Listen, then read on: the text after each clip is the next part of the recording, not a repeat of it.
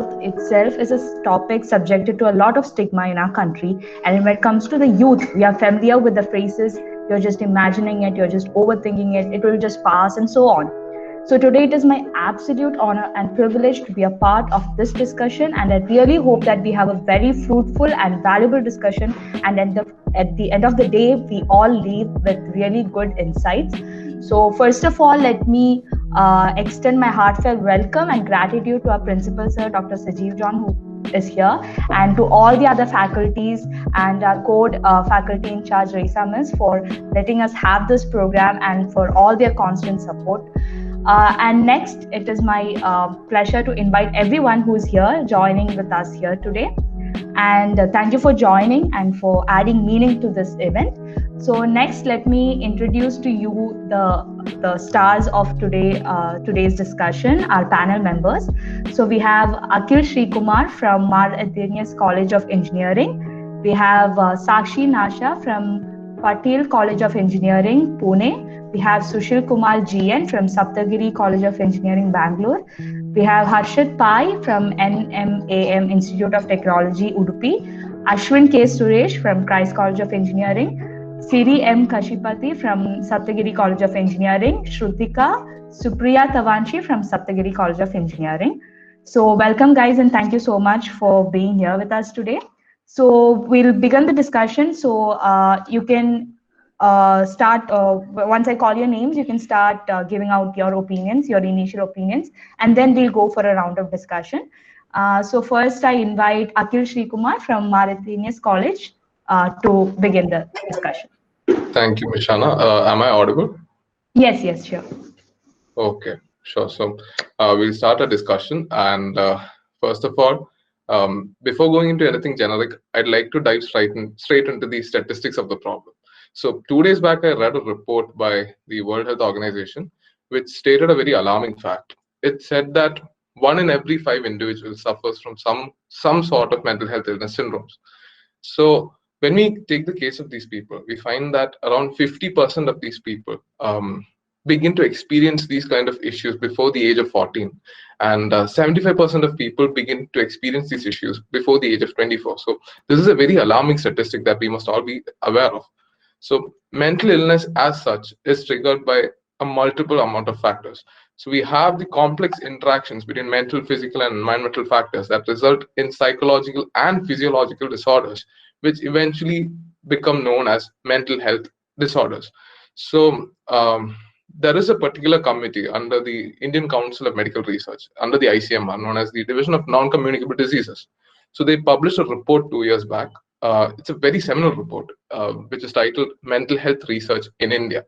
So in that particular report, they talk about the different kinds of ways in which mental health issues stem amongst the particular youth of India. So I list out the factors, and I assume that most of us can relate to at least some or almost all of the factors that I'm about to list out. So we have factors like let's see, long-term acute stress, we have biological issues, we have drug use and overuse. I'm not saying that we can relate to all of that, some of those. We have cognitive behavioral issues like constant negative thinking, like loss of energy, like we don't have enough energy to do anything all of these days. We have social problems like financial problems, financial breakdowns, isolation, especially the isolation that has been brought down upon us during the COVID-19 issue. So what I'd like to speak on a personal matter is that I'm a person who has been diagnosed with clinical depression a while back. And even in those stages, when I used to approach my parents or people in my community with this problem, a very relevant issue arises here, because when people approach others on this particular problem, they're usually met with faces of disdain. They dismiss this problem as a sign of angst, or as a kind of play acting. They don't take this half as seriously as they take physical illnesses. So mental health illnesses are met with a very low amount of empathy and a very low amount of understanding among the common society. So this is a very, very huge issue. Another very big problem that we can see is the huge lack of infrastructure as far as the Indian government or the Indian demographic is concerned. So in India currently, we have around 43 state-run medical health institutions in the country. And in those 43 institutions, we have, let's see, 3,800 psychologists. Okay, 3,800 psychologists throughout the country are available as against a minimum requirement of 11,500 psychiatrists. We have 898 clinical psychologists as against a requirement of 17,250 psychologists required. That's the minimum amount to be required in this country. We have 1,500 psychiatric nurses as opposed to a minimum count of 3,000. And from these statistics, what we need to understand is that there is one clinical mental health clinical mental health professional per 4 lakh Indian people. You have to understand that is a huge number. That is an insane statistic. As opposed to the fact that we have only 1,022 college medical seats from the government for mental health professionals. Only 1,022 seats are set aside in India every year. And people, they generally dismiss the amount of importance that should be given to mental health issues. So I have a quote by Dr. Adrian James. He is considered to be the United Kingdom's leading psychologist, as well as he is the head of the Royal College of the United Kingdom.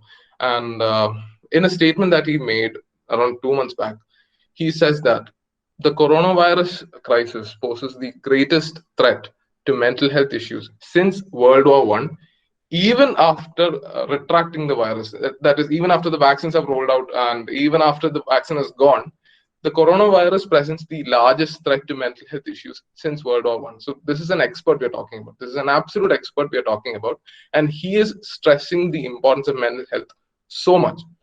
And last September, from the International Journal of Social Psychiatry, some scientists tried to correlate that above quote to the demographic of India and how this quote applies to the people of India. And the findings that they found were pretty much known to us, but something that we have overlooked a lot. So, in that particular study, he says that India is consisting of a huge population of socially and economically vulnerable people. So, when we consider the common demographic, they are people who belong to this particular strata. We have a huge burden of pre-existing mental illnesses that haven't been addressed by the government properly, haven't been addressed by society and by community at large properly. We have very low penetration of digital mental health solutions in the middle to lower class strata of the people. We have the huge amount of scare that is created by misinformation in social media. We've already seen cases in the United States, and that is very well prevalent in the Indian scenario as well. As far as what the government is doing in this particular issue, the government is holding, I guess, some intervention strategies. They're holding telepsychiatry consultations. They have certain toll-free numbers that we can call if you want to report any kind of mental health illness. But on a very personal note, I'd like to end with this. I believe that society has to change, because we need to understand that this is a very major issue, as relevant as any viral attack, as relevant as any heart attack, or as relevant as any kind of physical health issue that we may encounter. The need for empathy among people has never been as higher. And I am talking about people sitting on one side of the screen. If you're sitting on the other side, that is, if you are a victim of depression, of clinical depression, of or any other serious issues like schizophrenia, and we have lots of issues like that. So if you are sitting on the other side of the screen, the progress of society is determined by the amount of safety that you feel in being able to reach out. If you are able to reach out to somebody without any fear of the social stigma that you might face on reaching out, then, in my opinion, society has matured. Thank you, guys. Thank you, Akhil. And you know, the statistics you mentioned are very alarming and very contradictory. Yeah. And you know that one end that's very alarming. So thank you for sharing that. And if anyone has anything to add on to it, you can just raise your hands on your camera, or I'll move on to Ashwin from Christ College of Engineering. So I guess I'll move on to Ashwin. Hello, good evening all, and National Youth Day wishes to everyone. Yeah, the mental health of youth. This topic has been very discussed in recent times because of the COVID-19 pandemic, and many households has been discussing about this due to this pandemic, and we can consider this pandemic that helped us to think about the mental issues. As per the 2011 census, 19% of Indian population is youth, and youth is considered as the most powerful part of any population. Therefore, their mental health has great relevance. Mental health can be considered as, I say, emotional or psychological and social well-being of any individual. And if we go to a statistical data, globally around 8 lakh people die every year due to suicide. That means one death in every 40 seconds. And in India, around 10K students are suicide every year. That means a death in every 1 hour. What is the reason for suicide? Suicide is due to, you know, poor mental strength. The parents have great role in um, creating mental strength in students, in their children, because today's world they are very ill equipped to deal with the very hard circumstances of the today's highly technical developed world, and we need to focus on it. First of all, I focus on the social stigma of this thing. If we consider a situation like if we have cancer patient, he's recovered from it due to treatment, and we consider and appreciate him for his willpower, for like his willpower for overcoming the cancer. But if we have a person who is had mental issues, the society will not consider even if he recovered from his illness. They always consider him as a mentally distorted person. This stigma will rose the mental health and being lonely and create them a loneliness. Taking to the government, talking to the government policies, the government has implemented Mental Health Care Act in 2007. The act ensures healthcare for people suffering from mental illness through healthcare services funded by the government. When the total healthcare budget increased by 7% in 2020, there was no corresponding increase in budget for National Mental Health Program. The allocated amount is only 0.05% of the total healthcare budget. And the actual current spending to implement provisions of the Mental Health Care Act 2017 is very small fraction of the conservative estimate of 94,003 crores. As per Akhil Srikumar said, only the number of workforce in psychiatry is very less to treat the 1.83 billion people. What we need is a mental literacy. Therefore, the government has to implement a national plan for mental health literacy. A national plan for mental health literacy should be envisaged, and an incentive-based approach should be utilized to encourage interest in the field of psychiatry and psychology to solve the shortage of medical professions in this field. And the society's attitude towards the mentally disordered people has to be changed. If we have seen people who has mental issues, we will the society will call him as a psycho, but without considering he's an individual on his own. That attitude has to be changed, and people have to give support and find solutions to this. And thank you for everyone. Thank you, Ashwin. Thank you for your inputs.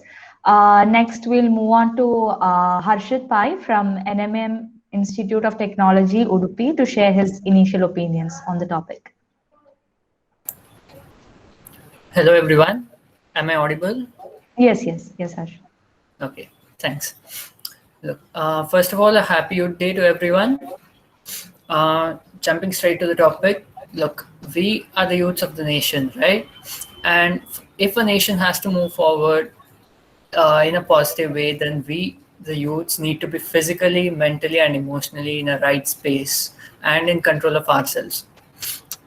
Look, today's world, everyone's running a race, literally. And it's very common that we suffer from health issues, and one of them, it's mental health, our mental health. Look, there might be many. around us, even in the panelists or in the audience today, who are suffering from mental health issues. First of all, there's nothing to be ashamed of it because it's very normal. Uh, no one intentionally wants to be in a bad space, right?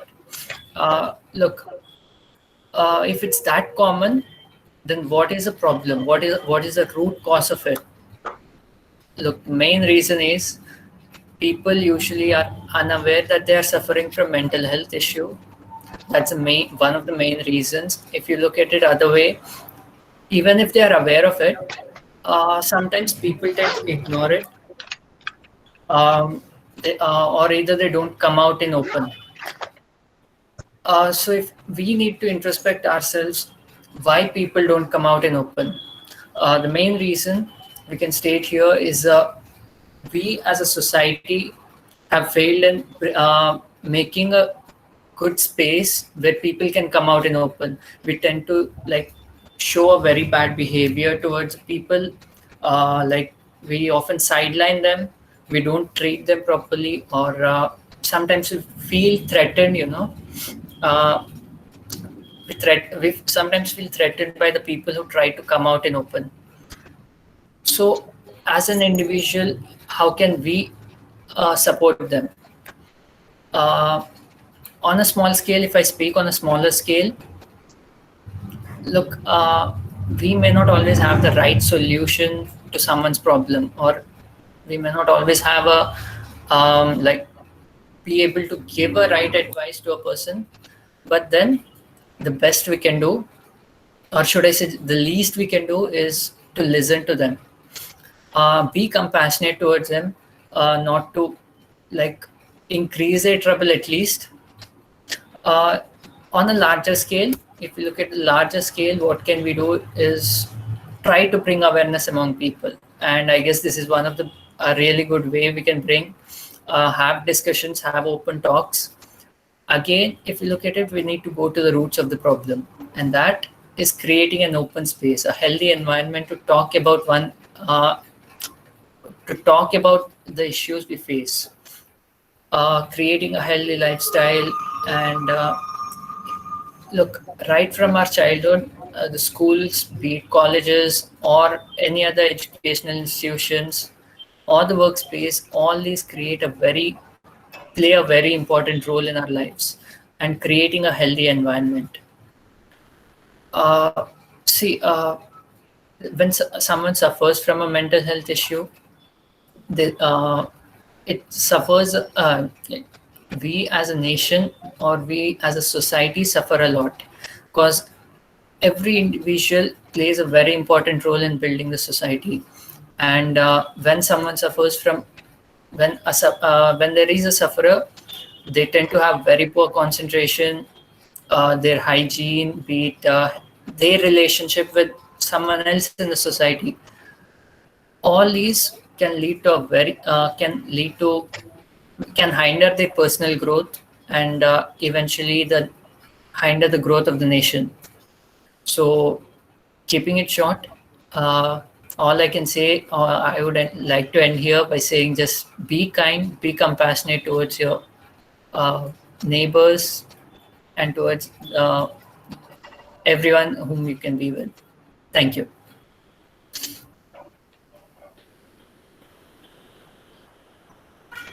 Thank you, Harshit, so much for that inputs. That at the root level, our solutions should be that we should be able to listen and to be compassionate to others. Thank you for that, Harshit. So next, we'll move on to Sushil. Thank you. We'll move on to Sushil from Saptagiri College of Engineering, Bangalore, to share his initial opinions on the topic. Hello, you can hear me? Yes. Yes. Okay, first of all, good evening for everyone for present here. I wish Happy Youth Day to everyone as it's celebrated in regards of Swami Vivekananda Jayanti. I think Akhil and Ashwin and Ashit, they have talked regarding the statistics and some of the social causes regarding the mental health. So I would take this topic in a different way, in different dimension. Let me start. Mental health. For youth, mental health Actually, some they will think mental health it's a separate world. Means the daily routine activities, it does not directly depend on their mental health or the mind, which they call. But according to me, the physical activities or the daily routine, which actually accounts 90% of their mental health. So nowadays, they are living isolatedly and they are feeling loneliness. This is one of the main reasons for their depression in youths. So to avoid this, they have to do some physical activities according to their time schedule. One thing is they should connect to the nature, because every one of us nowadays they're using more of social media and they're spending more their time without remembering their or thinking about their physical or mental health. So this accounts or matters a lot in their career or their path of their success. Nowadays, they are feeling feeling very much like eating disorders and not remembering or synchropnia or other many health disorders or mental disorders. So there are 4 points we can note down. That is body, mind, energy, and emotion. Accounting these 4 things, we can do yoga, or we can chant according to their wishes. And the next point is, as the human is considered as the most evolved or it's the best chemistry compared to other animals, we should not go back or we should not let this waste. So as animals, they're bound within the 2 points, that is eating, sleeping, or reproduction, or like that. Man should come out of these 2 points and he should discover the other dimension also, because India is called the land of youth as it consists of 30.4 percentage of total youth population. So they should channelize their energy in construct activities in building the nation. And the man should explore all the dimension full-fledged. Means some they will behave like we should not express ourselves, or we should simply stay back from the outside world. Using the present technology, they can connect everyone, because now we have the technology can connect everyone anytime. So we can make use this to make a better place. And the other thing, as Swami Vivekananda quoted, that we can put our muscles, mind, and brain, everything to what we are working actually. Because some say that we cannot take concentration or we cannot do something. For example, if you want to watch a movie, nowadays we are on OTT platform like Netflix, they will not postpone this. So we should take the passions that actually we like. We should not take the peer pressure like in social media.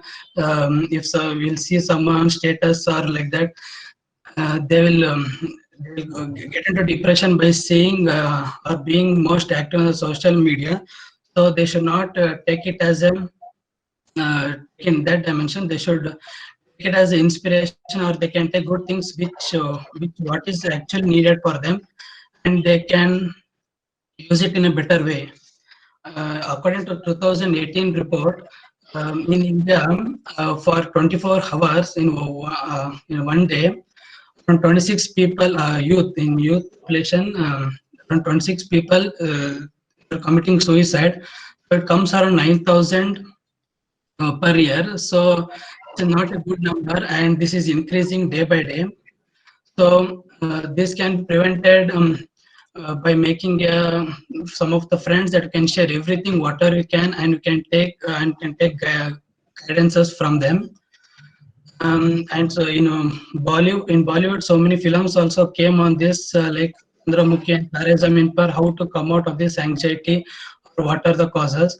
And some of the recent film actors like Deepika Padukone or singer like Yohani Singh, they come out and they express their depressions, or it is becoming public nowadays. They are not like compared to olden days, actually before the British rule and all, the youths are not wasting even a single minute or but after this British rule or some of the other countries invaded our country, actually this was reduced to 0%.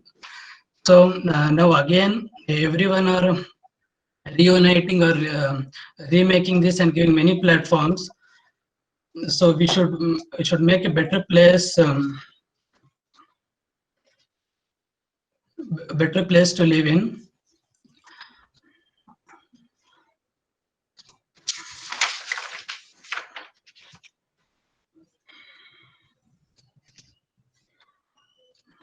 Thank you. Thank you, Sushil, for that, for pointing out that we should come out of our social media bubbles and explore the other dimensions and put our mind, body, and energy into focusing on our own well-being. So thank you for that. So next we'll move on to Sakshi Nasha from Patel College of Engineering, Pune. Am I audible? Yes, Sakshi. Am I visible also? No, you're not visible. Just a Can you second. check your camera? Yeah, sure. Yeah. Yeah. Am I audible clearly, right? Yes, Yeah. sure. Yeah. Okay. Good evening, everybody. I'm Sakshi, and happy Youth Day to everybody. So I would make this an interactive session rather than just a one-way session like all others did. I want you all to be interactive with me. It can be anybody, and I heard most of you, Ashwin. I heard now I just heard Sushil also. I have noted some points out, and I'll be adding them too. So, firstly, there's a lot of disturbance.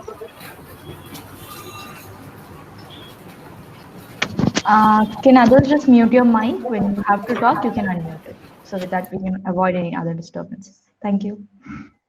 Yeah, thank you so much. I would start with a quote which goes like, mental health should be seen with the same lens as the physical health.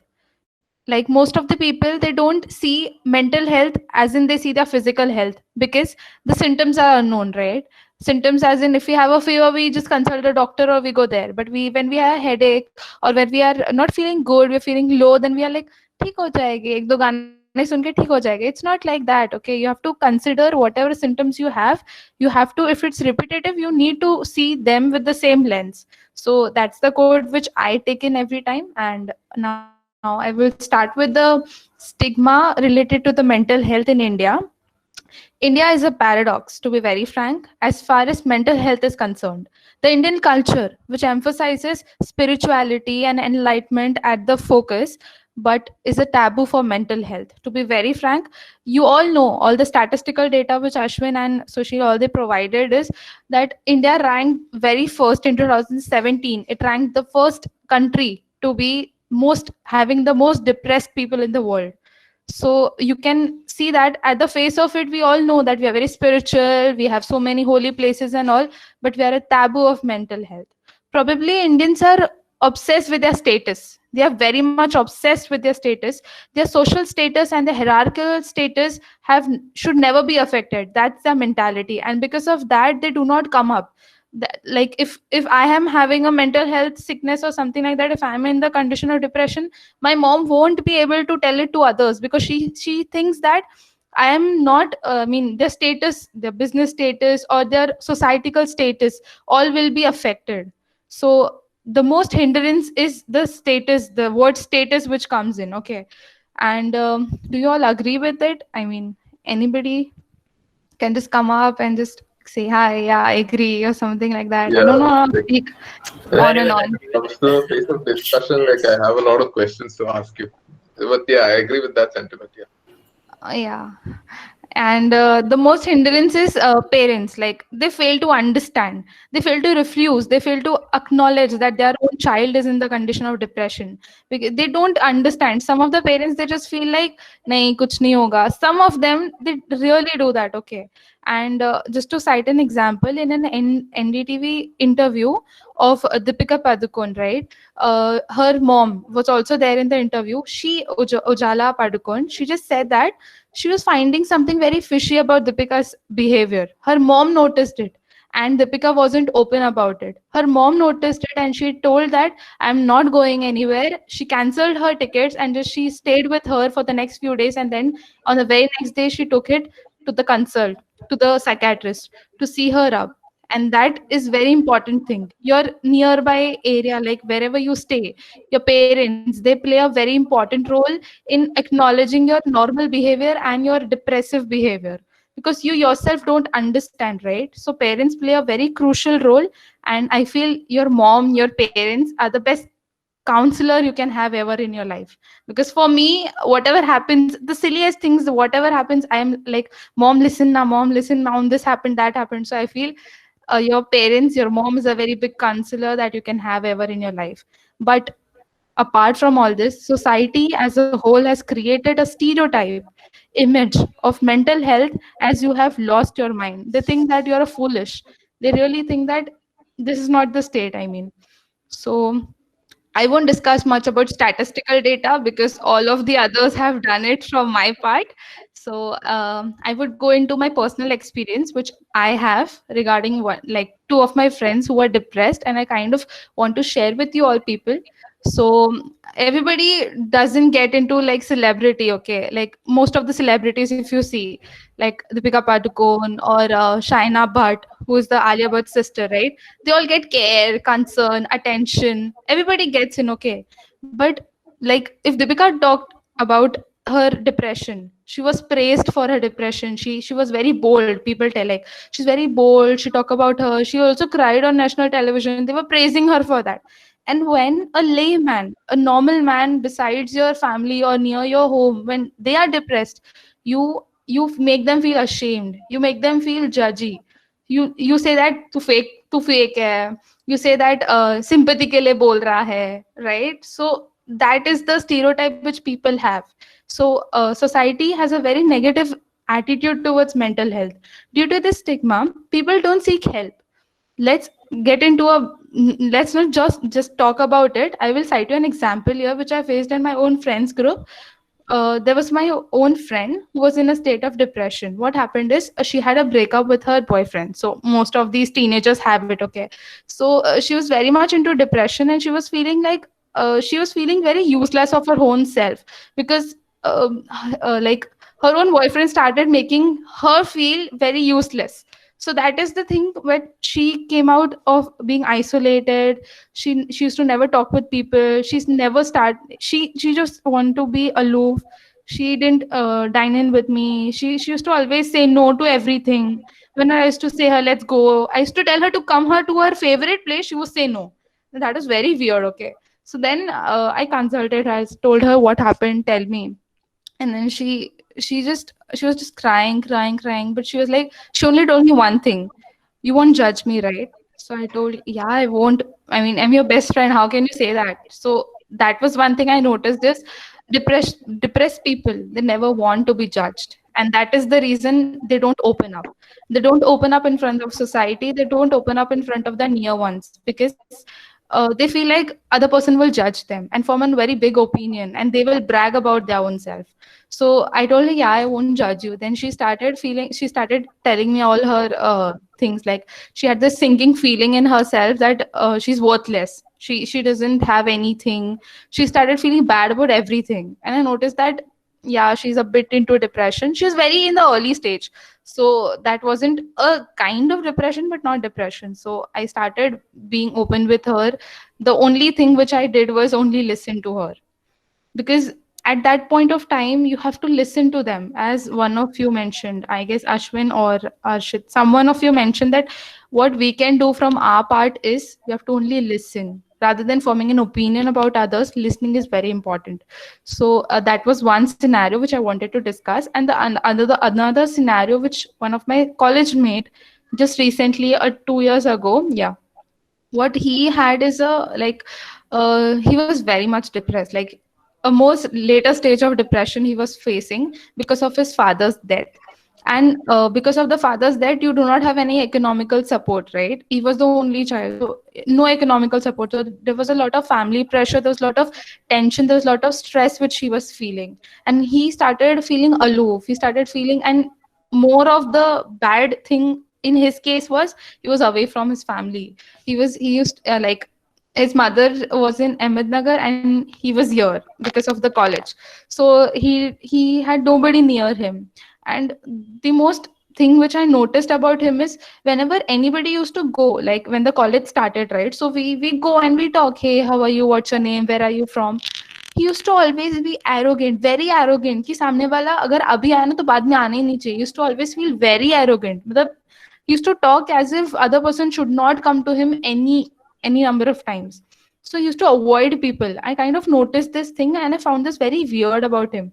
So then I went there and I just listened to his things. Like I didn't ask anything. I didn't react to anything because I knew ki if I react, if I start talking about anything else, then he will feel bad about it and he will start ignoring me.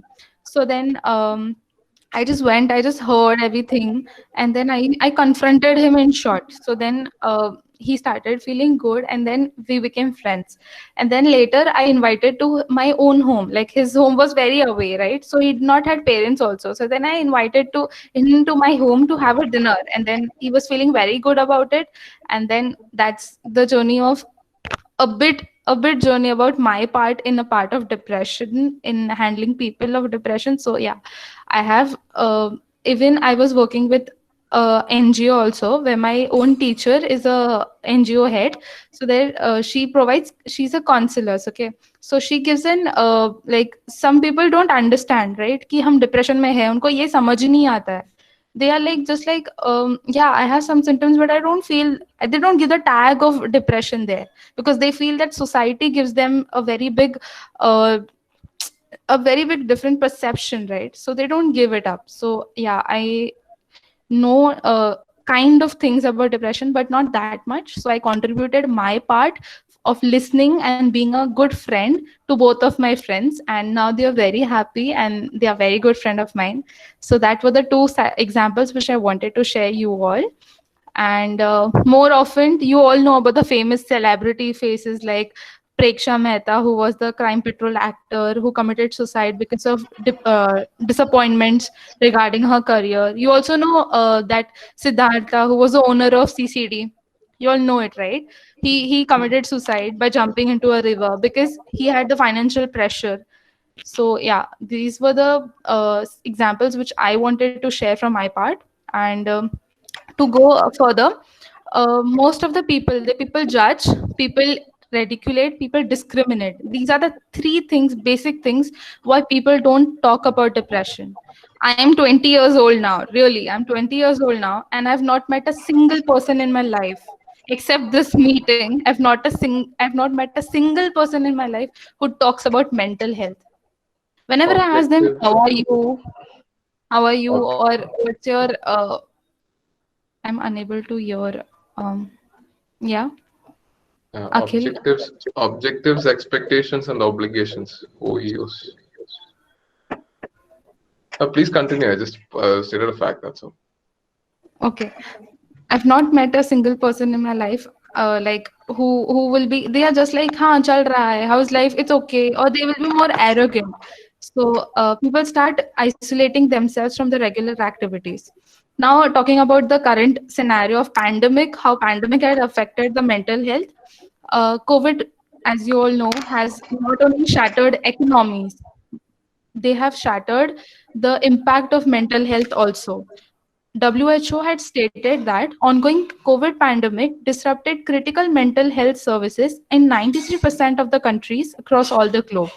And according to the survey by WHO, the corona pandemic disrupted critical mental health services in 93% of the countries worldwide.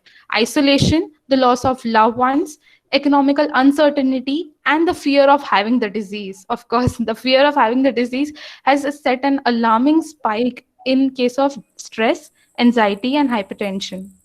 Now, moving on to why I should concentrate youths, like all of us, in mental health. Youths, I feel, are today and tomorrow of a nation. Youth is not only the partner of today, but also the leader of tomorrow. Youth are full of energy and enthusiasm to learn, act, and achieve. They are the social actors that who revolutionize changes. The improvement of the society lies in the hands of youths. So I feel youths have the power to encourage others, to uplift others. They can come together and shape the future of the country. The attitude that what change can an individual bring to the whole world, this attitude which we all have कि एक से कुछ नहीं होगा, this should be changed, this should be removed. Because if you there's a quote which says that a candle can light up the whole room, a single candle can light up the whole room. So a single person, if we start like one of the Mahatma Gandhi, if I guess, he stated that thousands of journey begins with a single step. So the correct attitude and the urge to serve the nation is very important. So the youths are very important, and wisely, if we use the power, they have the fire in them to fly high and chase the sky. So they have the powerhouse of the nation, and if we use the youths in the right direction, and if their mental health gives them a real kind of support, then the nation can globally represent very well. Now, how can government, lastly, coming on to the last topic, sorry for talking on and on, but yeah, lastly, coming on how government encounters the mental health issue due to the lack of, like, the most foremost thing that why India is into the highly rated depressed people in the world, as they say, it's because of the lack of awareness and sensitivity about the issue of mental health. Most of the people are unaware what they are, like if they are in depression or if they are not, they do not know what is the state of depression. So awareness is very important. Public education should use rather than focusing on psychiatric labels, rather than focusing on big terms like depression and all, they should be taught, the young people should have an understanding of the range of mental health problems. They should be made aware. Recommended strategies should reduce the public stigma, including awareness campaigns integrated with educational institutions and consent relevant to cultural and age appropriate social roles. Everybody should be made aware of their how they should react to others, right? They should not react in a negative way so that other people do not come up with their own problems. And the second thing which I think is people don't talk about what if they feel. I mean, people don't talk about mental health because they feel it's abnormal. They feel it's very different. They feel it's like people will judge them. So now is the need of the hour to now is the need of the hour to educate individuals all across to acknowledge the symptoms of mental health while normalizing the idea of seeking support from themselves and the loved ones. They should be made aware of all the signs and symptoms that they have. There's a need to have an open discussion like these, to have an open discussion and dialogues with the general public and not just experts on this topic. Like, you should not go to a psychiatrist for that. Okay, you should have your loved ones first rather than approaching a psychiatrist, I feel. And for the current scenario, the government has implemented 3 policies, which goes like the Swachh Bharat Abhiyan ke saath, there were one more policy, which was just a second. Swachh Bharat Abhiyan. With that, the government also launched a policy called Swachh Manasikta Abhiyan, which focuses on to implement various sessions of conversation between the patient, the victim, and the psychiatrist or the experts. So that was the Abhiyan which was launched by Government of India, and also the National Mental Health Program launched by the Government of India in 1992 aims of it. It gives a ASHA. Like, ASHA stands for it stands for Assisted Social Health Activist, which is like every rural area they should have an ASHA. They should have the expert to guide them, because in rural areas, if you see, they are not much educated, right? They are not educated, so that's the problem. They don't understand what symptoms do they have, and they are not very descriptive because they don't talk much. So that's the problem there. So the main motive of ASHA was there should be ASHA in every village of India. So rather than focusing on what the current scenario is, we should focus on what India has done and what India should do next. So that's all from my side. Thank you, Sakshi. So, when you mentioned that this is one of the, first platforms that you have seen openly discussing about that, I felt really proud, for my organization, from Code to be hosting this. So, thank you for that. And also, I feel it's not appreciation, but like a thank you from the whole of you. You stood for two of your friends. I think that's like that's a very good thing, as Harshit mentioned before. To listen and to have compassion. That is the greatest things that we as individuals can do, rather than focusing on what the government is doing.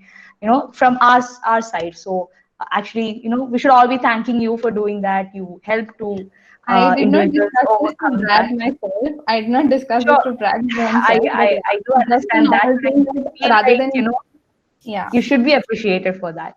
And as you mentioned, all these times we hear about celebrities and everyone else, and we know that, they are getting the best care they could get. But as you mentioned, a normal person, where do they go? Like you were mentioning about family support, but then I think most of us here are very, very lucky to have that kind of support with us at home. But then there are many who might not be able to openly talk about this to their parents, or many who do not They have are such away from the parents. Most of the yeah, youths are away from the parents. That's the yeah, main concern. sure.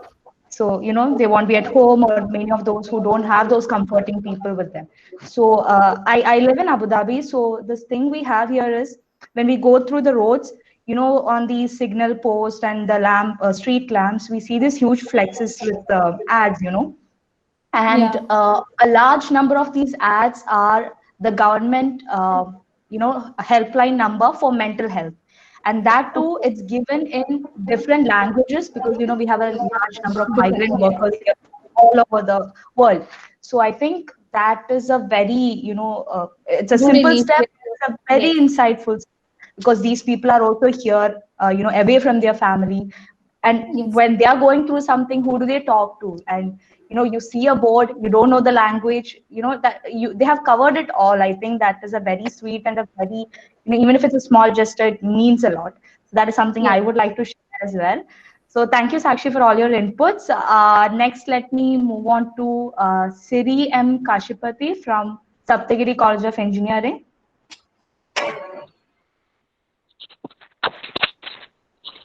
Good evening, everyone. I am Siri.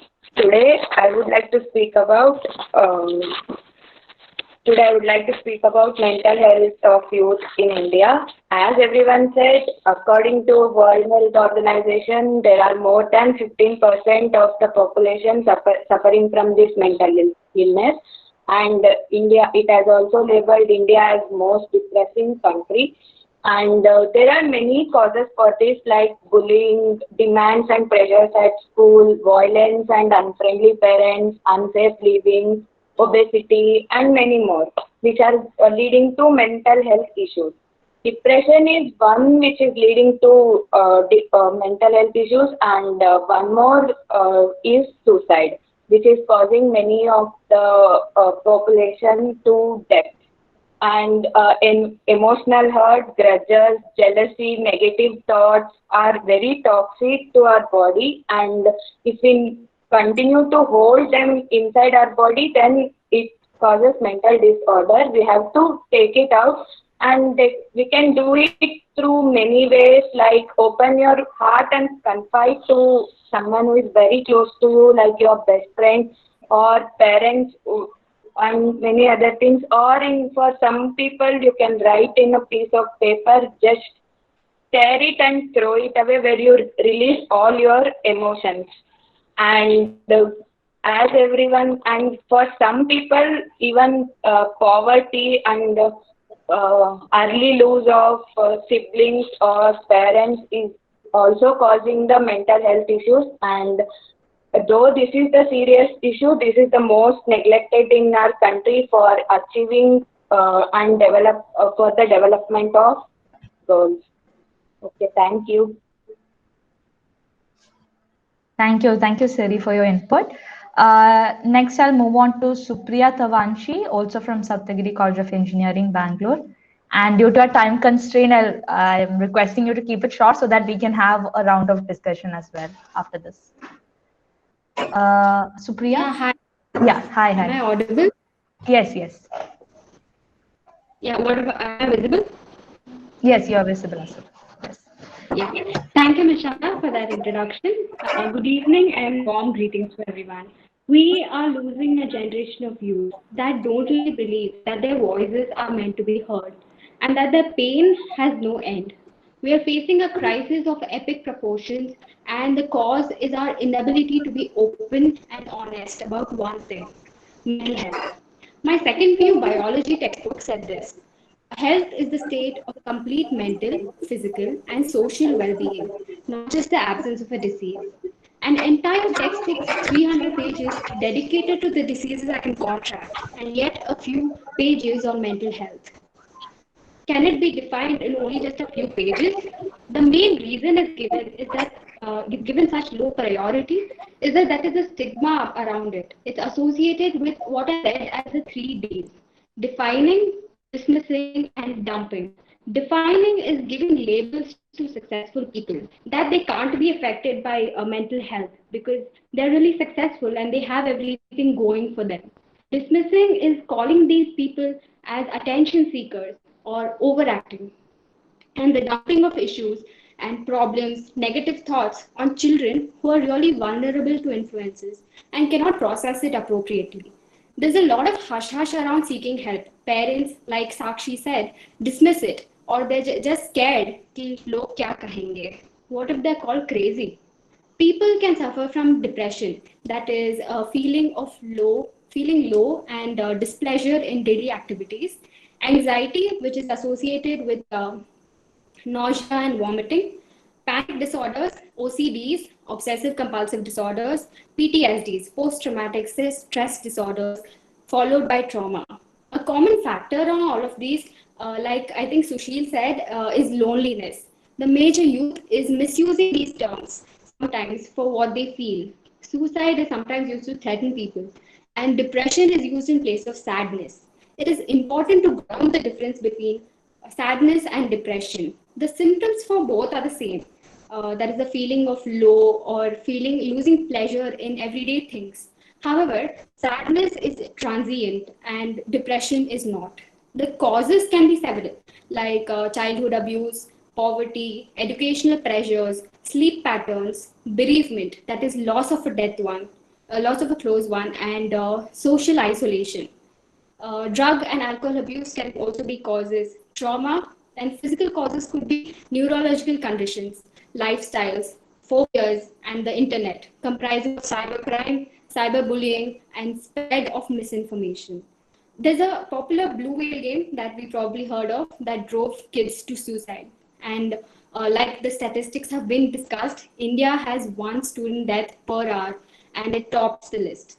Personally, this topic is a little close to my heart since I've dealt with depression and anxiety myself.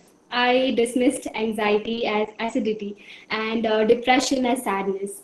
I was in a phase where I hit a setback, and everyone was really supportive of me. Yet I woke up each day like I'd lost my appetite, and I always had this empty, pittish feeling. I had panic phases.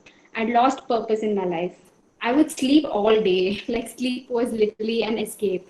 It had decreased my social interaction because talking to people was very exhausting. People never really cared and they just felt sad for you. You don't need someone to feel sad for you. You just need someone to understand. You can feel sad for you already feel sad for yourself. The way through depression, and like Sakshi said, is that parents need to constantly ask children if they're okay, and they need to talk. They need to ask if they need any help. Talk, talk, and talk. Acceptance is the key. The way out of depression is through it. And I'm very proud of Sakshi that she's helped two of her friends out of depression. I really hope that I had someone through mine. I'd like to move over to that WHO defined youth as the age gap between 15 to 24. They contribute to the nation's inventions, developments, and working population. If our youth is inefficient, then the nation fails. The government considers themselves as just mere vote banks or potential customers. This needs to change. The integration of mental health in general medicine, that is in general clinics and pediatrics, primary care is important, since most of the mental health issues can be just handled by these health professionals from local cadres.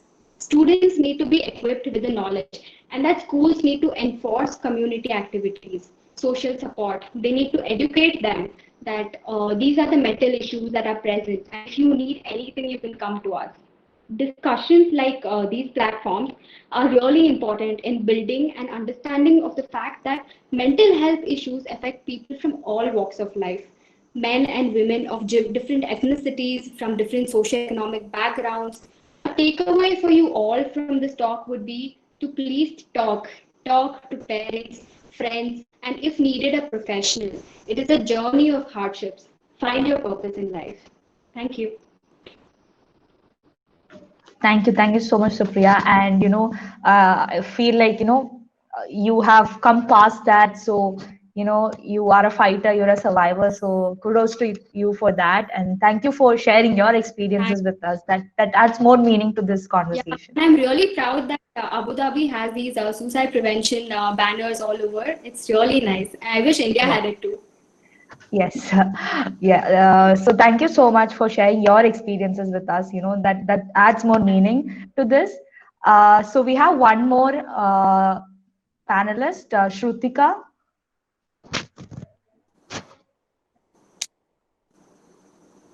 Shrutika, are you here?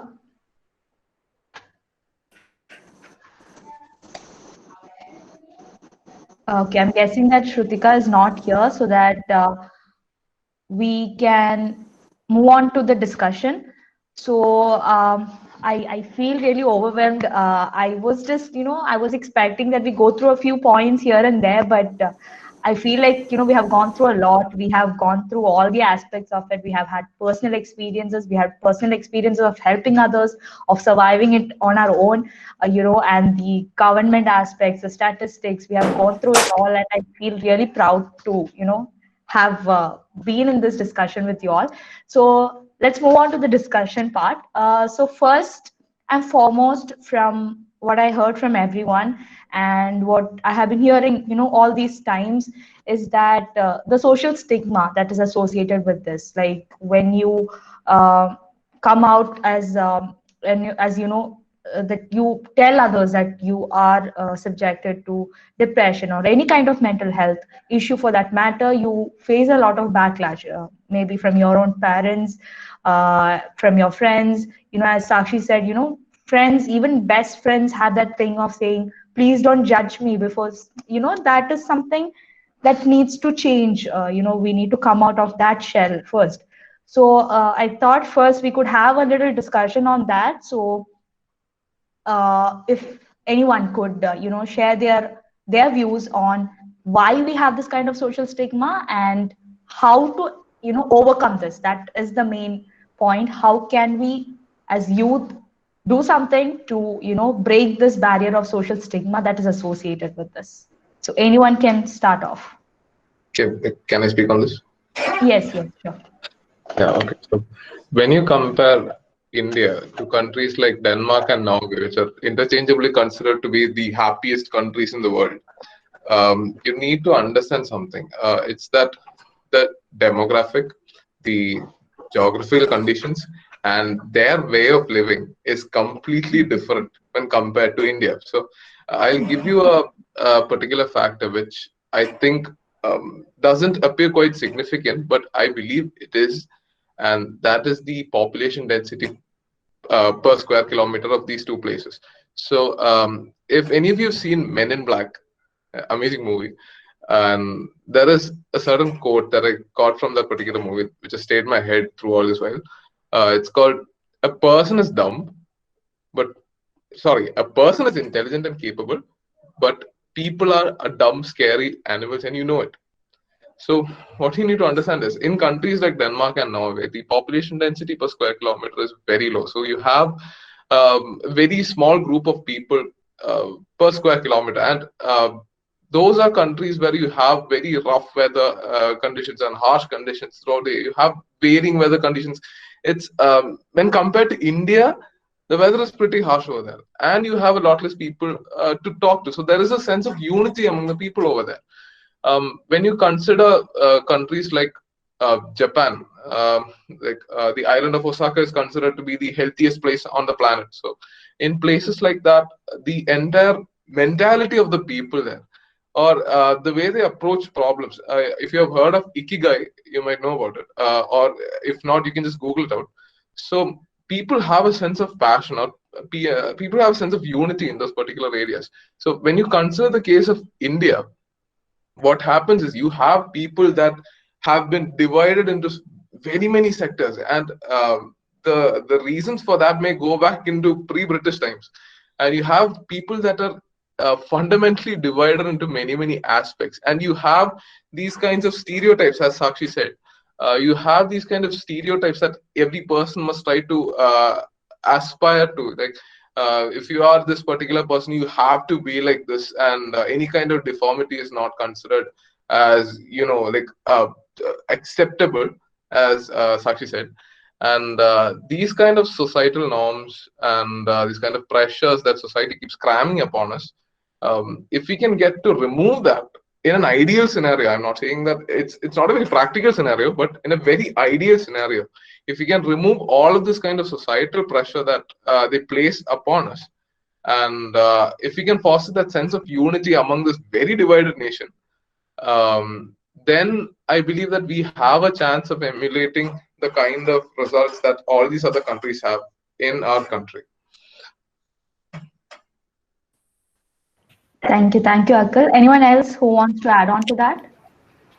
Akhil, I like Yeah, that quote. Yeah. Okay, we'll go with Sakshi first, and then we'll come to Sushil and then Harshit. Okay? Okay. I just wanted to praise Akhil for that quote because I'm a very good Hollywood fan, and yeah, I do like that quote. Yeah, you can move on to others. Yeah, Sushil. Yes, as Sakshi and Siri said, that our country, compared to other countries, we have more depressed people like that. But actually, the point is, there's so many success people from our country as well as from the other countries. It depends on their perception and the vision. It does not depends on the numbers or statistics. It depends on their vision and how they make use of the environment around them. Simple example is in late around 90s, the Lacey Hall, one of the scientists from the American late 90s, he made research. It's not actually big for a country like India, but it's very big when compared to foreign countries, because he took around 12,000 to 16,000 children across Canada, Australia, and in foreign countries, and he gave work or assignment by giving them a diary and partition into two ways. In one partition, they should write what are the good things they have seen. The second part is what are the bad things happened in their life. He set them and choose the good students and low average, below average, every kind of students, 12,000. He continued this for 6 years. And later when he computed and I gave the results, that around 91% of the whole day or of our life is negative. What you see in the newspaper or news, 91% is negative. Only the 9% is positive, which you can collect from our daily routine. So what he proved from this research is, then also we can see now at present, Elon Musk is the richest person, actually came from a very lower middle class. How they can come out from this is, they will see the 9% very precisely. Than seeing the 91%, they can see only the 9% and they can concentrate and focus on this. They can come out of it and make successful. And the another point I want to add is, they said our country has more depression people. We should not make or should not influence from them. But the thing is, we should feel proud of our country first. That helps more because, for example, in Japan, in every school, they will have an article regarding that Hiroshima Nagasaki, because how they overcome that situation. If children know what our history has or what is the past things, they will have the proud and they will have the things what our ancestors and did, and they will have some energy or spirit. They can continue that in the future. So that's it. Thank you. Sushil, can I respond to Sushil? Yes, sure. Go on. Okay, Sushil, see, I am also of the opinion that India is one of the greatest countries in the world as far as history, culture, heritage, all of these come into play. I am a huge Indophile. I love studying about the culture and history of India. And see, the thing is, what you need to understand is when we talk about the people who understand the history, who understand the culture and the historical significance of India, we're talking about a very, very low strata of people, right? We're talking about a very small minority of people who truly understand what it is to be Indian and who are exposed to the brilliance that is India. But when we take the majority into account, right, in these cases, we always need to take the majority into account. When we take that particular majority, we need to craft solutions that can address this majority as a whole, as as a preliminary measure. After that, we can go into more specialized regions. So the problem that arises here is, first of all, as I said, India is a huge country. That is, India has a huge amount of people, and getting to each and every one of those people, getting these resources to each and every one of those people, is, I believe, very hard. It's a huge hurdle. It's a very huge hurdle, and that is something that I believe that we should start working on. And on a side note, I'd like to ask all the panelists something. Um, I pretty much know that if you are a human being, you must have experienced sadness in your life at some point or the other. And personally, as someone who has undergone a small stage of depression, especially during my entrance exam days, those are hell. Every person has their own way of coping through these particular issues. For me, it was a habit that I started, which was journaling. I started journaling from my 11th standard. I still journal every day. And that's a really good coping mechanism for me because sometimes, see, talking is very important. I understand that. It's very important to talk to people, but sometimes, very rarely, sometimes talking can also lead to trouble. Um, Especially in unless we talk to professional help, absolute professional help. Sometimes talking about a depression to relatives can actually land us in more trouble. So I was in a phase like that then. So I couldn't talk about my depression to my family members because they would say that it was just an excuse to get me out of my studies, right? So I couldn't talk to them about it. So what I used to do was I used to journal. I used to write down my thoughts, my feelings, what I felt. Sometimes my examinations, sometimes I failed in most of them, multiple choice, not the school examinations. I used to fail in some of them. I got really good marks in one of them. But then I started journaling. I started to decode my successes as well as my failures, and in that way I began to understand my emotions better. So that, as far as I was concerned, that was my coping mechanism. So I'd like to ask all the other panelists on how they or how you cope with your sadness, or how you can cope with your own depression, because we have been talking about the problem for a long while. It's time we start looking into solutions. So as far as you're concerned, what are your coping mechanisms? Hi. Yeah, can I respond? Sure, Supriya, go ahead. Yeah, Akhil, I think talking can land you in problems, and I think journaling is a really good idea because I have been journaling for the past 6 years, and I think it's very important that you journal. Uh, Internalizing your thoughts is wrong, and it might adversely affect you. But it's also important that you really understand what your thought process is, what your thoughts are, and how you need to go about them. Through my depression phase of about 6 months or so, and I've written down every day. And I sat down one day, I read through it, and I really realized that I didn't know I had all these thoughts in me, and that I need to deal with these things.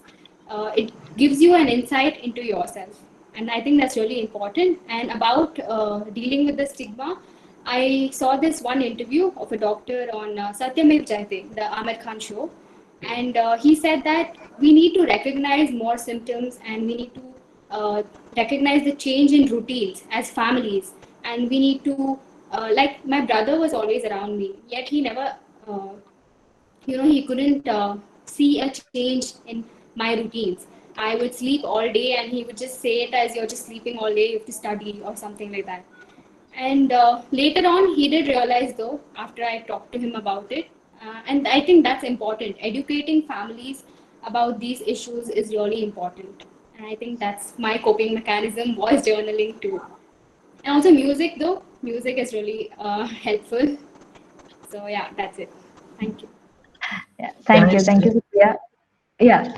Sush- Yeah, what Akhil said is correct. But as you're born in India and we're brought up, first we should know actually about our country because we will study about other countries. For example, in city, we will not be knowing the name of the neighbors. It actually happens in city. But in villages, they will be like one family. Actually, if we compare the intellect or compared to rural and urban children, See, that is rural people. exactly what I was talking about. See, when I talked about like the countries like Denmark and Norway, you have very small amount of people per square kilometer, and there is a sense of unity.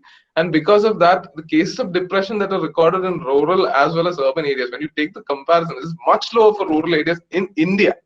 So yeah, please continue, Sushi. Yeah. But Akhil, No, don't you also actually, think that due to the less number of people, the number of cases would also be less, right? no, actually, Um, this has happened due to the education system. What is bringing on the water education system before the British come? Actually, it was good, but now due to this, we will not be knowing what is going on in rural or what is going on here. So that is a point because we will be learning about the foreign countries. So as being the youths, we should take up some of the steps because everyone has the possibilities in them. So they can make the platform for the upcoming youths in India and they can do it. okay. Can I I share my think experience? yes, Yeah, yes, you can Sakshi. go. You can. Yeah, You can yeah. go. I just wanted to say, as Akhil, Sushil, and Supriya mentioned, the thing about Indian culture, understanding that, I think we should be taught. As Akhil mentioned, there are a very few who knows about what the real, the real Indian is, like what it means to be an actual Indian, the real spirit of it. So I think maybe we should include these in our textbooks instead of the other so many what I feel are unwanted things that we are being fed up on. Those should be included right from our childhood so that we know what our culture is. At the same time, we could also have lessons on these kind of mental health and all the other things that are not being talked upon. Or as Supriya said, we need to educate other people. Like you could have your own sibling, your own friend with you, but they don't understand what's going on with you, and that is not their fault. Many of the times they are attentive, but they do not know that these are the symptoms of something like this. So I think both of these, that is an entirely different topic, understanding your culture, but then that and this as well, this mental health should be, in our curriculum, because education is something I think India has successfully managed to, let out in almost all corners, like we can say to a large extent. So if in I that would case, disagree with that. I would okay. disagree with that I because felt like this is a patriotic fight between Akhil and Sushil. no, no. See, the thing is, when it comes to education, that's a whole other debate. That's a whole other huge debate, and But that's something that for later. thing, adding the depression thing into syllabus is a very good thing, I feel. Which Yeah, education also Yes, matters. what I mentioned was that, we could add all these elements that we are lacking upon. And as we focus on mental health, let me talk about that, into our syllabus. And that would, you yourself would be able to identify what's going on with you. You will be able to identify what's going on with your sister, your brother, your parents, anyone. So I think that's a very good coping mechanism. I mean, not a coping mechanism. That's a very good way of, being aware about this. Like, I think during this lockdown time, there was a course in Coursera called the Science of Wellbeing, which was Yeah, introduced, and it was a free course by Yeah. Harvard, right? Yale University. Yes. Sorry, Yale So University. Yeah. yeah, so it was like a large number of people were enrolling and taking that course, and even I did. So at first, the point was just like, let me get a certificate. That was just the only intention. And I took that, but then the listening to those classes and those activities that were given to us, which was to like very very simple yet very effective little activities. I think right after the course, I felt so good about studying something, you know, after a very long time. So I think having those kind of teachings or having those kind of lessons added into your syllabus could go a very long way for us. Harshit have been waiting for a long time, so I'd like to go listen to Harshit. Yeah.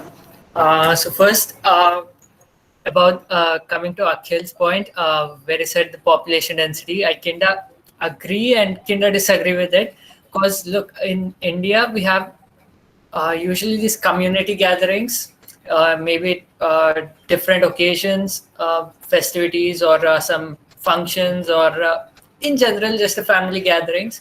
Look, there we can have these community gatherings can be a place where you can discuss these things, not with everyone, not with every individual, go out and tell them, but then you can have this one or two people with whom you can make a bond, get to know them better, and these places can actually help you cope up with your mental issues, because you can talk to people, get to know different ideas, and also interact with them to know how they overcome different situations. And yeah, somebody had already mentioned, just write it down. Sometimes, you have that fear of being judged by people when you come out in open. So what you can do is just write it down. I do this personally. Just write it down, type it down, and then I don't want people to read it, so just delete it or tear it down. So these things sometimes help. You just put your heart out there. Yeah, Harshit, that's it. see, Yeah. like what I said as far as population density is concerned, that's just an just a factor. That's all. You have seven Yeah, other sure. factors coming in, and see, man, nobody likes to be judged, man. Like how innocent you are, I it know, doesn't I matter. know. Nobody likes to be judged, right? Yeah, whatever I issue you agree. have, no one likes to be judged. Yeah. That's why I said I kinda agree, kinda disagree. Yeah. Okay, so guys, we were supposed to have this for an hour at the maximum, but then we have exceeded that. But again, this is a very fruitful and a very valuable discussion that's going on. So we'll just go for one more round of discussion, and let's keep it on the topic that what can we do? What can we, as the youth, as the future of our country, can do to make sure there is awareness, to make sure that when something happens, when something of this sort happens to one of our friends or one of our dear ones, that we are there to help them. And if this happens to ourselves or oneself, what can we do?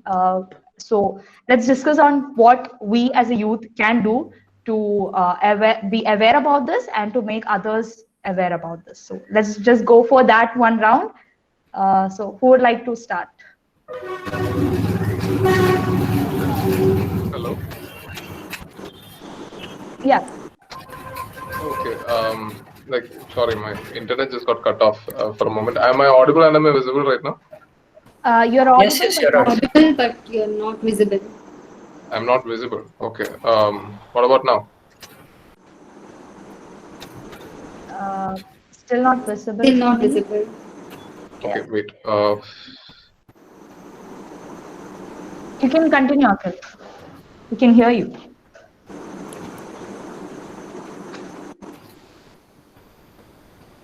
Hello. Yeah. Yes, Akhil. Okay, am I visible now? You're not visible, but we can hear you. So if you want, you can continue. Okay, sure. Yeah. So, what we can do, that's a really interesting question because there's a lot of stuff that we can do. And I want to reference something from the Bhagavad Gita for all the Indophiles out there. The Bhagavad Gita talks that serving others is the best thing that we can do for ourselves, right? So, what I have found as an individual that's dealt with this kind of stuff is that when we kind of help others, we tend to forget our own problems. So everyone has problems. You don't have a community where a single person does not have a problem. Every single person who's ever been born on this earth has had their own share of problems. So what I believe is the only way to alleviate these kind of problems is by helping others. And this help doesn't have to be like a very substantial kind of helping, like giving thousands of dollars, rupees, or like sacrificing one's life. That's just over the limit. We don't need to do stuff like that. As Harshit had said, the basic thing that we can do is to start listening. And as I said again, nobody likes to be judged. So without any kind of judgment, listening is pretty hard. It's pretty hard to listen without any kind of judgment at all. But if we can do that, that's the best kind of help that any person can get. So if you've read any of Dale Carnegie's books, I think it's in How to Make Friends and Influence People. So in that book, Dale Carnegie explains the very prime importance of listening properly. He takes a whole chapter of listening, how to listen. And it's not just about people who are suffering from depression. You have several other kinds of mental illnesses. So even to deal with all of these problems, if we can learn to listen properly, this is a very good thing we can do. And as I said to Sushil, we have to start at the major demographic first. We need to start with preliminary measures first. And after that, one way that we can move specifically to target certain people is to start influencing other people. So the only way we can influence another person to be better is if we start influencing ourselves to be better. So you can't advise someone really well if you're not that good inside yourself as well. Right. So once we can counsel ourselves, once we are sure that we are okay, we can start helping others. And if I help 10 people, if I listen to 10 people, if I counsel 10 people, then each of those 10 people can help influence another 10 people, right? And that chain can go on. And in that way, one person, that is you can influence many people just by helping 10 people. That chain continues to go on. So I believe at a micro level, that's what we can do. At a macro level, start volunteering, start spreading your message. On this, That's something that I believe we can do. Yeah. There's a movie, Jai Ho, if you have seen. There's a Hindi. Yeah, I have. Yeah. It has the same thing of if you help one people, then that person continues to help others. Yeah. Just to add on this thing of listening, I have this thing which I mostly agree with. Most of the people don't listen for the intent to understand. They listen for the intent to reply to others. That is. Do you know where that quote comes from? Huh? I have read it, but I don't know from where it came. But yeah, I've read it many a time. That quote is actually from Dale Carnegie's book. Yeah, that's actually from that particular chapter. Yeah. Okay. I totally agree with it because most of the people when I tell something, they just like, हाँ मुझे ये बोलना है, हाँ मुझे ये बोलना है, हाँ मैं यही बोल रहा था. They just want to peep in each time and just make someone. Everybody has to pull each other down in the race of getting themselves up. So rather than getting into that way, I agree to Akhil because helping others is helping your own self. I feel. I totally agree with it. And there is this another quote that I've heard. I think this is actually from a Panchatantra. I guess not a Panchatantra, but I guess something related to Indophiles. So it says, you've got 2 ears, you've got 2 eyes, but you've only got 1 mouth. Just want to add on here. More than enough, I guess.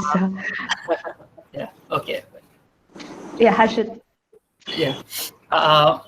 Look, we can't have a common solution to this because every individual is different. Every individual's problems are different. See, on a personal level, what I feel is, look, most of the time it's the case that we ourselves don't know what actually is troubling us. We may think this is a cause or maybe that or something else. Personally, what I tend to do is just sit down, have my own space, try to understand what actually is troubling me. Sometimes go out in nature. Nature is the best healer, at least for me. Luckily, there's a beach nearby. I just go there, sit down, have my own space, there, and just try to understand what actually is troubling me. And then, if possible, try to speak to someone. Yeah. You're lucky dude, man. Beach near you. Lucky to have a beach near you. We are stuck in COVID. Yeah. Can I just add on to this? Yeah, I'd like to say that we don't really like Akhil said, we don't really listen. When you ask someone, how are you? And it's an automated reply, I'm fine, what about you? Right? So we need to learn to listen more, like Akhil said, and we also need to listen to people by, I think, a really good trick is to put yourself in other people's shoes. I have friends who've lost their parents, and putting yourself in their shoes, imagining what it is like, will help you deal with them. You will help imagine losing your parents, and you need to tell them what they need to hear. So I think that's a really good trick that you can help people. So yeah, So helping Priya, people is helping yourself. so Priya, empathy is a very underrated skill, to be honest. Yeah, It's an actual yes. skill, yeah. Yeah, like You know, putting there's yourself this in somebody. Huh? there's a study that says that empathy is the number one leadership skill. Like in Yeah. all workplaces, they really I they hope agree. that Totally people. agree with this. Like Yeah, imagine, like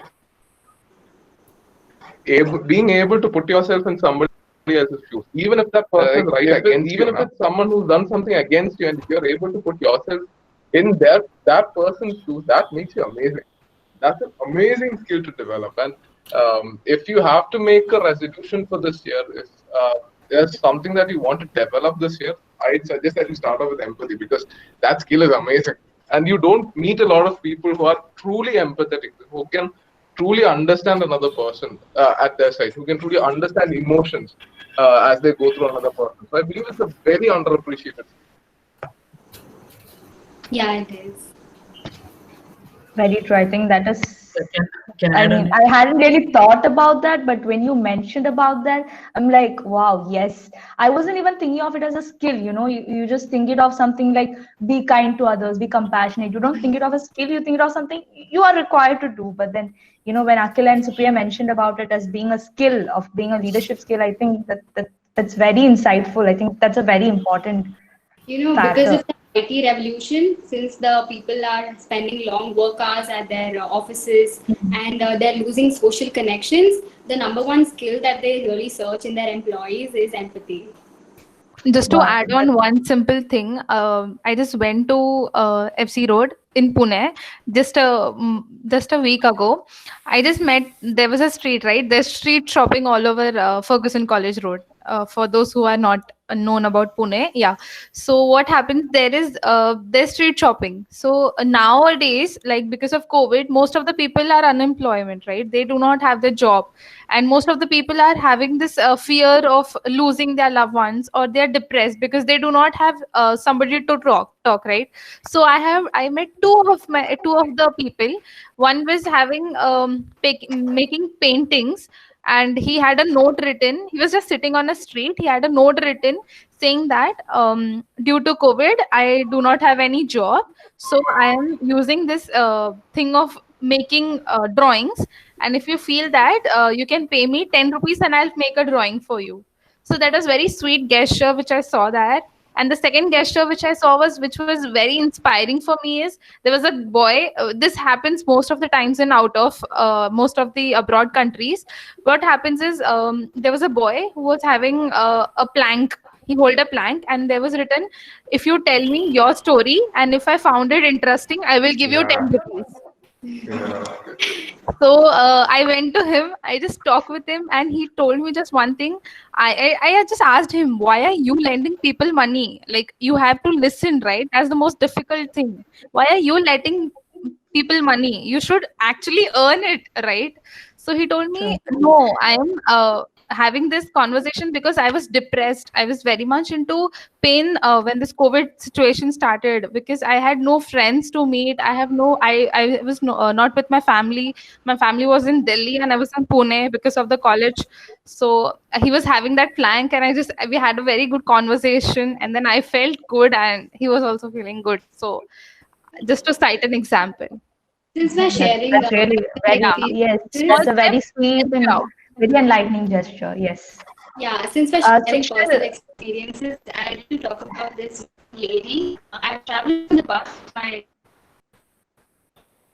The front seat. Sorry.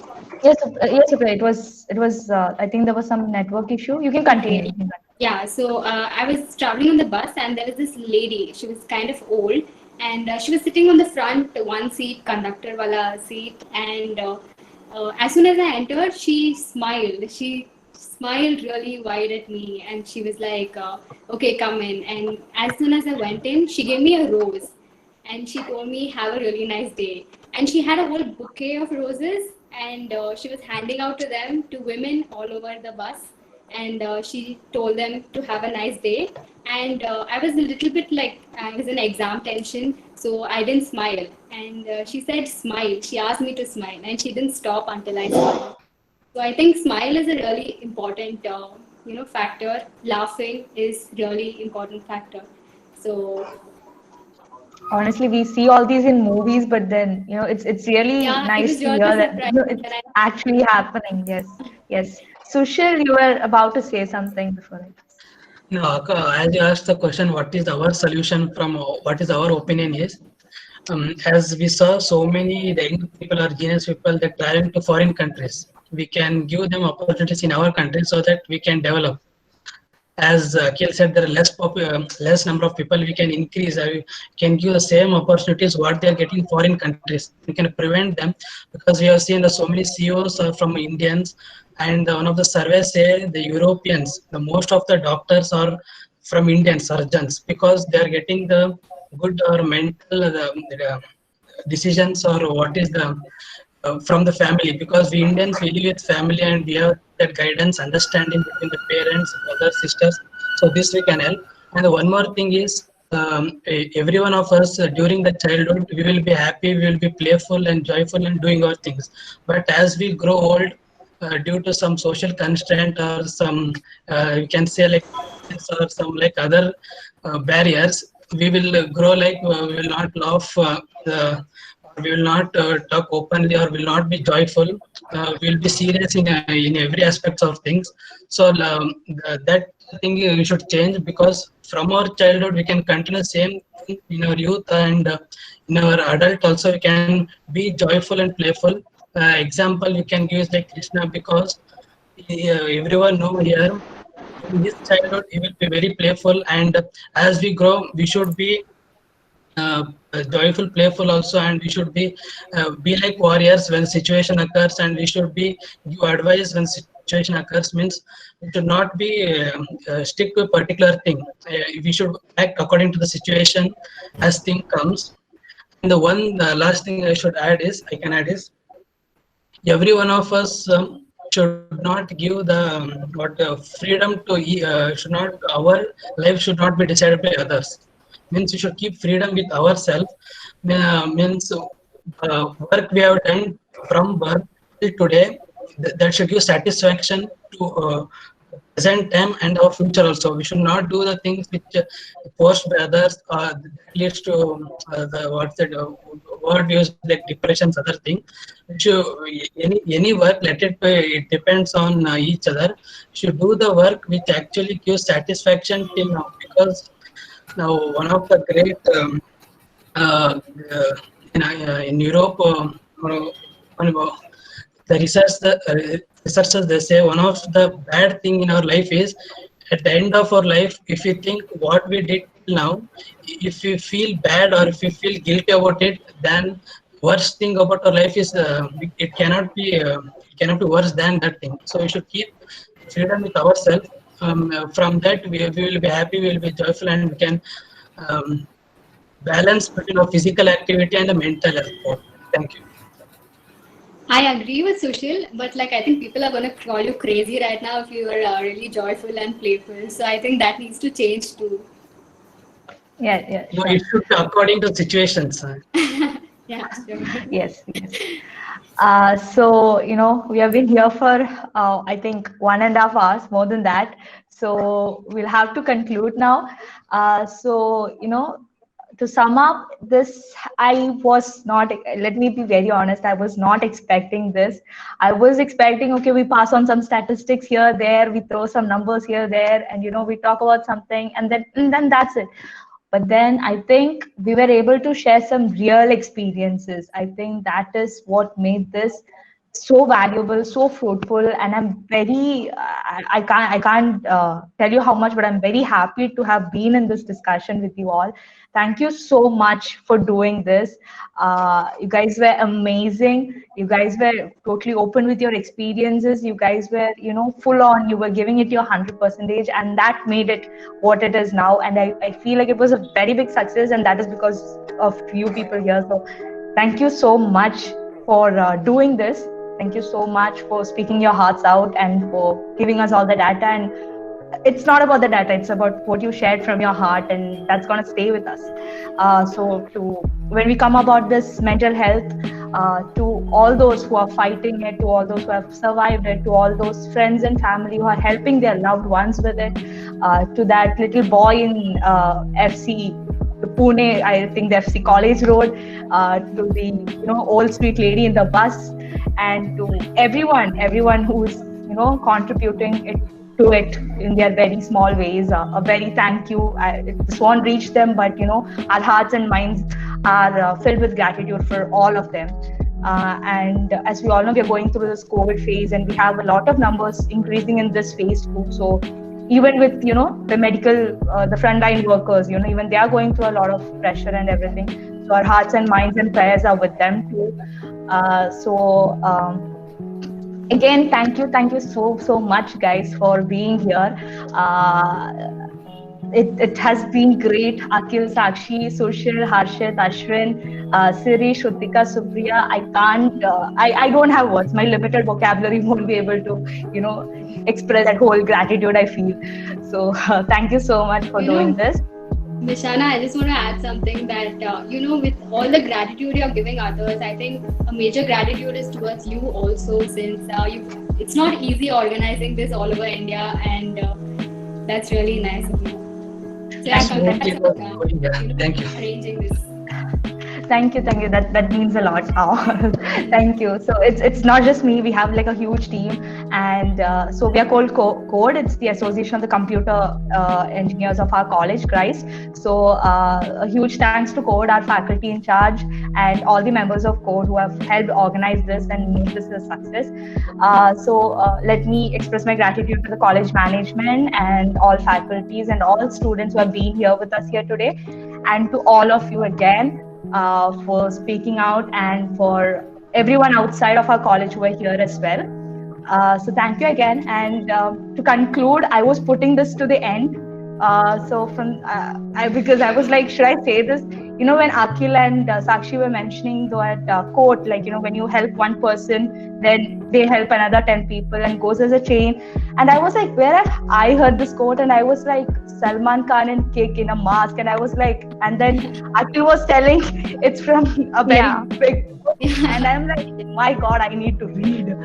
I can't believe Salman Khan was the one who was coming in my mind.